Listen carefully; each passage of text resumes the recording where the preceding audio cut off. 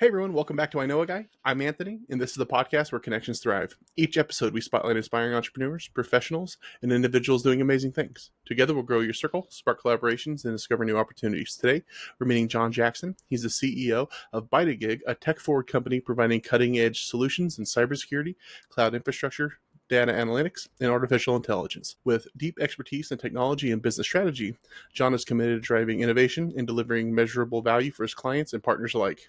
How you doing today, John? Hey, I'm doing great, Anthony. Thanks for having me on. No, I was excited to have you on. I really enjoyed our last conversation, and you're doing a lot of cool things, helping a lot of people, and there's some folks out there that definitely need to get to know you a little bit. But to start off with, where are you calling in from? Where are you located? Yeah, I'm located on the outskirts of Portland, Oregon, in a small town called Estacada. You been there for a while, or are you newer to the area? I've lived in Estacada my whole life, so I don't get around much. Right, so you have your haunts. If you have friends coming into town that have never visited before, where are you going, what are you doing, and what's for dinner? Yeah, so being in Estacada, we're close to Portland. There's plenty of options just here in town as well as all over the place. So what's for dinner is a local Mexican restaurant called Sol Tapatio. They have fantastic carne asada. Can never go wrong with that. And then also just all kinds of neat places. There's a Hawaiian restaurant near the Portland airport we like to go to called NoHo's. And just restaurants abound. I've got a nice long list of all of our favorite haunts there. But for, when it comes to fun things to do around here, it's obviously we have a lot of natural attractions and things to do and see. I, of course, love to golf. So, if you want to golf, we would go probably to the Oregon Golf Club or to Sahalee Golf Course or something, or Stone Creek in Oregon City. There's also tons of things to see up in Mount Hood. Timberline Lodge, for example, lots of waterfalls. Everybody knows about Multnomah Falls in the Columbia River Gorge, which is always beautiful, but it's always very crowded. Silver Falls State Park, I think I like even more, and it's down towards Salem. Yeah, that's awesome. Yeah, that all sounds great. You had me at Mexican restaurant. There we go. You can't go wrong. Awesome, great. Well, buy a plane ticket just so you can eat some Mexican here. Yeah, Oregon, who knew, right? Awesome. Well, what can you tell us about what you're doing? What's ByteGig? Yeah, so ByteGig, a lot of people get tripped up on the name, but it's really just the word gigabyte flipped around. And I did that just to be unique and not to necessarily try to sound super nerdy, but really just wanted to have a unique name that when people look for us online, they can easily find us. But that's where the name originated. What I'm doing is building up a company and a team of people who are passionate about serving customers with technology, not the other way around, which a lot of people tend to do in IT. It's very easy to get focused on toys and tools over customer service. And so that's one of the things that we are passionate about is that, we're doing things for the benefit of the customer, not, the customers aren't just paying us to play with toys. We get to do that still as a fun part of our job, like unboxing new machines, playing with new software tools and things like that. But really, at the end of the day, if there's not a legitimate business need, there's not a legitimate customer benefit from the value of that tool, why are we playing with it? And so that's what I'm doing, is working on how do we help customers manage their technology. So that's a lot of our day-to-day operations is managing their technology for them. We work as an outsourced IT department, essentially. And that was what we did in the traditional sense up until about 2020 when the world really started to change and we need to figure out a way to how do we secure this technology between work from home, remote workforce, and also the increasing abundance of cyber attacks really started taking off in 2020. So we really pivoted hard into how do we help serve our customers again, implementing the tools that they need that drive the value to help them reduce their risk without doing tons of things that make it hard for them to do their job, which cybersecurity can sometimes get that bad reputation, understandably so, of like where you can't do anything, right? You can't even change the wallpaper on your screen because IT said no. And that's kind of maybe a little bit of a stretch and exaggeration, but that's how it feels to the end user sometimes. So how do we create a technology environment that's safe and secure, but still usable? And we've worked really hard to deliver that experience to our customers so that's that perfect balance. Now pivoting into 2024, 2025, how do we do that same kind of leverage with AI, helping businesses and organizations understand how to use it responsibly and adopt it, because there's a lot of businesses out there who are interested in this, who see the value in it, but they're scared. So how do we responsibly adopt AI and do it in a way that doesn't create more risk than the opportunity it presents? So that's what we're working on. Okay. Well, what got you started down this path? Is this something you've always wanted to do, or you were in high school, you're like, I want to get into this, or was it a happy accident? Yeah, I was pretty interested in technology throughout, high school and as a kid, even just remembering my dad buying some used IBM PC Junior, I think is what it was called. Maybe I'm dating myself, maybe I'm not, but I think actually it was like a relative had one that they didn't need anymore, and it was a hand-me-down from them. And sticking the big old 5.25 inch floppy disk in there and playing very cheapo basic games that would make anybody laugh. And so I think that my fascination with technology and seeing how these things operate, and then understanding too that there's a lot of people who don't understand it or don't want to understand how it works, but they get frustrated with it very easily. And I saw an opportunity there. I'm like, well, I enjoy working with it. I like fixing these things. Maybe this is right. And so fast forward I was trying to explore what to do into college, and I wanted to learn business. I wanted to understand how businesses operate and run, just from a good basic understanding. And I also wanted technology to be a part of my career, but I didn't want to go down the path of being a software developer. I had to take a couple classes, and I was just like, this is not for me. I don't have the patience for this. So fast forward, I found a program through the Portland State University School of Business, took business classes, and within that they had it's not necessarily a minor, but it's like a specialty that you can take. You can go have a marketing specialty or a general administration or a organizational development specialty. Well, anyways, they had a management information systems degree program within the School of Business. So that's what I took, and that's really what propelled me into, like, how can we manage IT in a way that makes sense for the business, and not necessarily be the one doing all the coding in the weeds, but understand how all this works, understand how to manage it, and how to deliver for the customer. So that was my launch, I guess you could say. I took a couple internships, had a lot of experience there, a great experience at some fantastic companies here in the Portland area, and then also took a full-time job doing a technical program manager job for a large electrical distribution firm. So I did that for 12 years until I finally got bored and decided I wanted to spin off on my own and do my own thing. And that's what really launched me into ByteGig in 2019. Was full time. This is something I started in 2009 as a side hustle, but I really wanted to start investing in it full time. It was about 2018, 2019. Okay. What is it that you love most about what you're doing? I love the customer interactions. I love seeing and learning how other businesses operate. I think it's fascinating to see every single business that's endured the test of time, or even that's starting up and brand new. There's still a story behind each and every one of them. There's faces, there's people, there's passions, there's innovation, and I love learning and getting into their organizations and figuring out how we can help them grow and achieve their goals and targets. And that's really what drives my passion. I think technology is just a vehicle to get. Okay. When you're looking at like your average client, who are the people that you best serve, or what are the pain points that somebody might be going through that if they're dealing with X, Y, or Z, you're the person they should be talking? Yeah, a typical client size is going to be somewhere from like 10 to 200 employees. Not to say we don't serve less or more than that, but that's typical client size. And these are organizations who either they don't have any internal IT staff, or they don't have enough.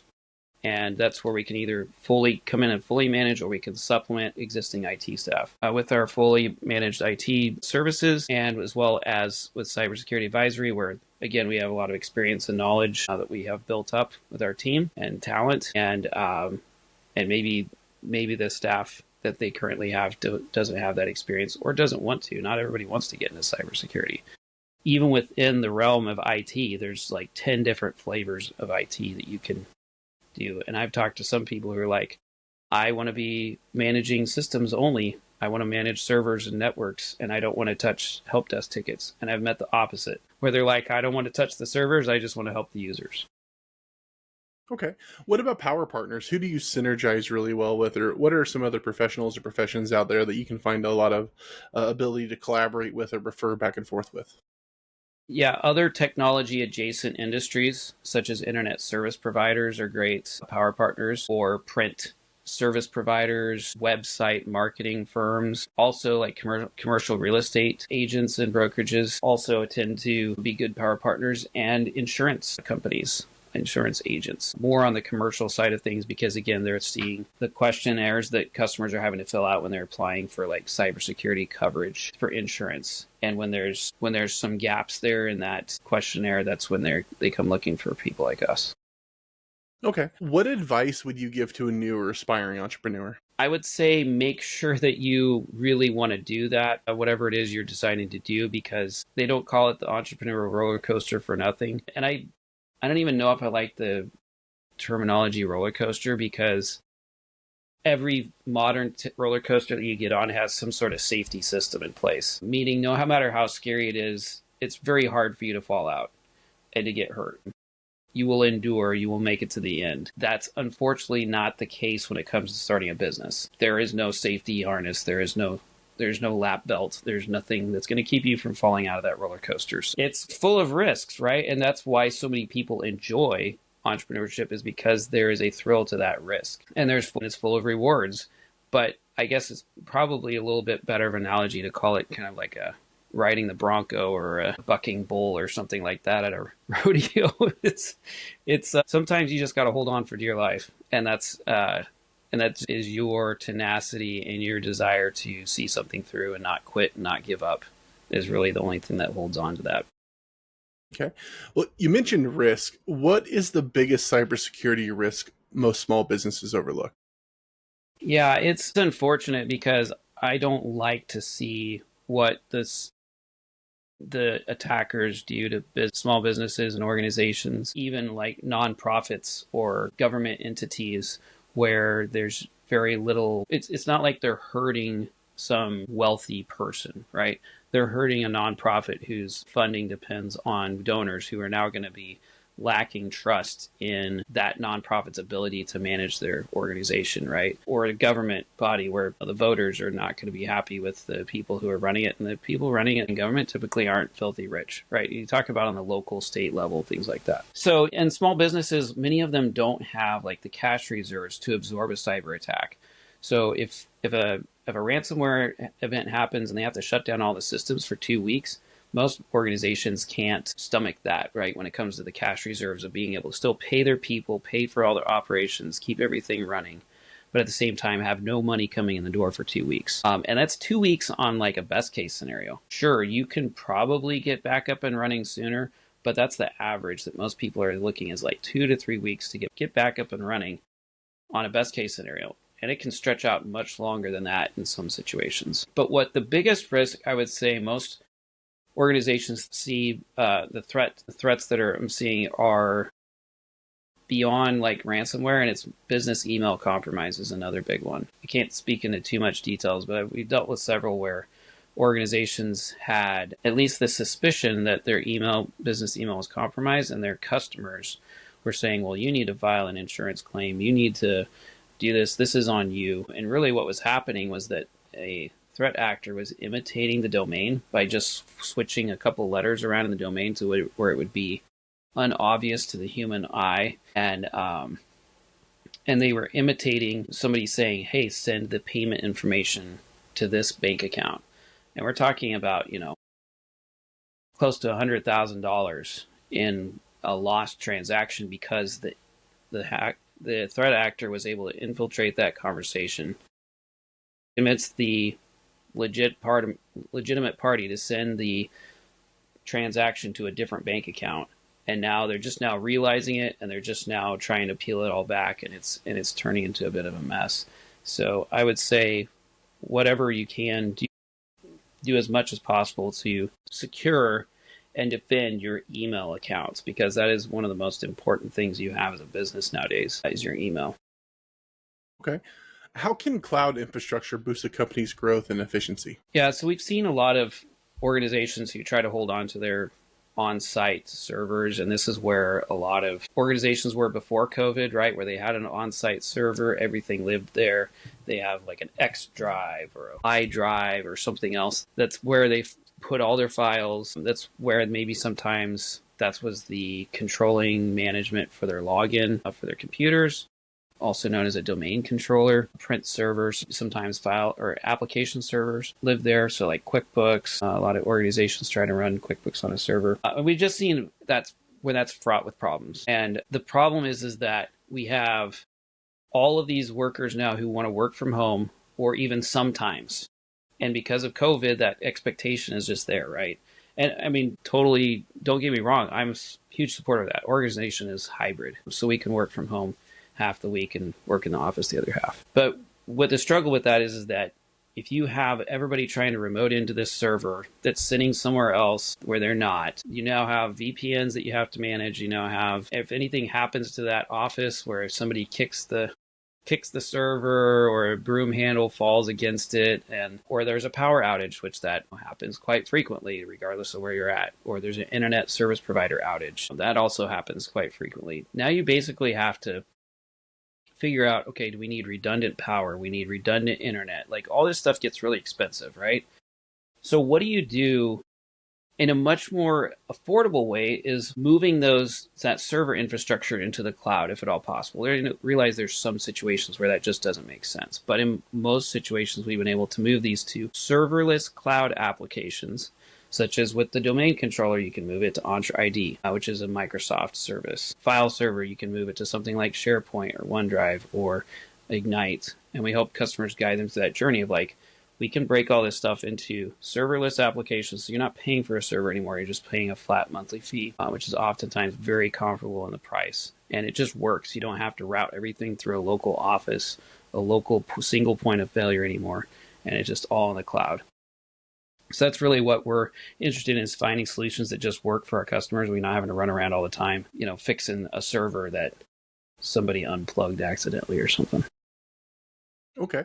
What tech trends should business owners be paying attention to right now? Well, obviously, artificial intelligence is the big one. What I caution against is jumping into the AI frenzy without any kinds of controls in place. If you go buy a gun, which obviously has, can kill people, it can protect your home. There's multiple benefits to that, right? But a gun has a basic manual, like a user manual in there and stuff like that, right? Or you can go take a training class if you're going to have a concealed carry permit or something. You have to have a class. There's like zero training, Anthony, for organizations and their employees on how to use AI, and what there's no user manual, there's no guidance, there's no nothing. And then just people are like, we're going to go adopt AI and we're going to go whole hog on this. And then they turn their employees loose on this tool with no manual, no training, no nothing. And in fact, I just had a conversation with somebody earlier today who I said, hey, you're in the financial services sector. Like, what are you doing with AI? And he was like, hey, we're going all in on this. We're using this for our bookkeeping, for our tax prep, for all this stuff. And I said, really? Well, what kind of controls and security are you putting in place on that, knowing that that's a regulated industry, right? They're responsible to report to FINRA and to the FTC safeguards. And they were like, that's probably a conversation we need to have. And so I use that as an example, not to throw dirt on that situation at all. But I think that's true of a lot of organizations, Anthony, is where, hey, everybody's jumping on the AI bandwagon. Nobody's stopping to say, hey, maybe we should have some instructions on what is proper usage of AI in an organization, what's not. Because there could be a ton of intellectual property that's being leaked. There could be a ton of customer information that's being leaked. I don't really necessarily trust any of these artificial intelligence companies that are out there to really safeguard our data. I think we need to be responsible with what kind of data we're feeding it. And I think that's where I'm a huge fan of AI. I'm a huge fan of what it's capable of, but I also think that we need to be responsible with what we're using it for. Okay. And why you? What sets you and what you're doing apart from everybody else out there that might be doing something similar? Yeah, I mean, that's a great question. There's 40,000 other managed service providers in the US. So that is a fun question. I get to try to find my voice in the midst of 40,000 other people, right? We're customer focused, as I've mentioned throughout this throughout this conversation, and we're focused on delivering solutions and value to the customer in ways that we're not just trying to talk over their heads or say that you need this fancy new toy or this new tool. Like, we sit down and try to explain to them in ways that are not geeky and that are not like over their head and in a different language, and help them understand where this helps their organization, where it helps either reduce risk or enhance their profitability, their bottom line. And really just making sure that when we say we're going to do something, that we do it. Like, that is one of the most fundamental things that organization can do. And a lot of people forget that, is like communicating with customers, following through, delivering on what you promised. And that's really what, it all boils down to, is just covering the basics and doing the job right for the customer the first time. Absolutely. And with security and everything that you're doing, we can go down all the rabbit holes and we can really hyperfixate on any one thing for hours. But in general, is there anything that I missed or that I failed to ask that you wanted to add? I think, just to add on to that last question, some of our core values evolve around like treating people and customers the way that we would want to be treated. And we've experienced terrible customer service when it comes to technology service providers. I'm going to try not to name names, but there's some frustrations, like, for example, when you try to reach a very large accounting software provider's support, right? They make it very hard, and when you get on the phone with them, you can barely understand them. And it's very difficult to get help from them. And it's not just the technology industry anymore. It's like the banks even, or the cell phone providers. Like, they know that's still technology, but you understand what I mean. Just trying to get a straight answer out of somebody, or trying to get help. Like, they all put up these barriers to make it difficult to work with. And that's just the opposite with us. Like, we're trying to make it even easier for our customers to reach us, and for us to help them, and not the other way around. Okay. For those out there that would like to have a conversation with you, that would like to reach you, that have had those experiences in the past and are done with that, what's the best way somebody gets a hold of you? Where can they find you? Yeah, the best place to start is our website, ByteGig.com, ByteGig. And of course, you can always reach out to me or my team. I'm on LinkedIn. We also have a podcast if you just want to follow what we're talking about. We're on Spotify and Apple. It's just called the ByteGig Podcast. Yeah, website's the best place to start. Perfect. I'm going to put all that in the show notes so it's super easy. You don't have to try and look up gigabyte. How do I spell it backwards? Okay, no, we'll just put it there. Click it and go. If anybody would like to get a hold of John, absolutely do it. He's the exact same in a one-on-one as he is here, so don't be shy. Reach out, have that conversation. It'll be better for it. Other than that, if anybody would like to get a hold of me, you can visit me at ikag.me. You can find more episodes, subscribe to our newsletter, and connect with our growing community of awesome people like John. If you were somebody you know would like to be interviewed, you can also apply on the website. But thank you so much for coming on and for all the good work you're doing. Cybersecurity, tech, all that stuff. It's not going anywhere, right? We're going to need more and more of it, and we're crossing the Rubicon with a lot of different stuff. Where it's like, okay, we're going to learn the hard way. So it's awesome that there's people out there like you. But if anybody out there would like to get hold of them, reach out. Otherwise, let's go have an awesome day and grow our circles. All right.